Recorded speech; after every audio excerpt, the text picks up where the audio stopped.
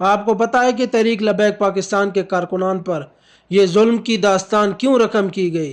کیونکہ ان کا قصور یہ تھا کہ وہ پرامن تھے، ان کے ہاتھوں میں بندوقیں نہیں تھیں، وہ تو فلسطین کے ساتھ اظہاری یکجہتی کرنے کے لیے جا رہے تھے، اور اس سانے کے بعد اسلام آباد پولیس وہاں پر خوشیاں منا رہی تھی، اور میں وہ مقام وہ دن یاد کر رہا تھا۔ پچھلے دنوں کی بات ہے کہ جب اسلام آباد پولیس کشمیریوں کے مقابلے میں اپنی وردیاں بھی ادھر چھوڑ کر بھاگ آئی تھی، اس لیے بھاگ آئی تھی کہ کشمیریوں پر حملہ کرتے تو ان کے پاس آگے بھی بندوقیں تھیں۔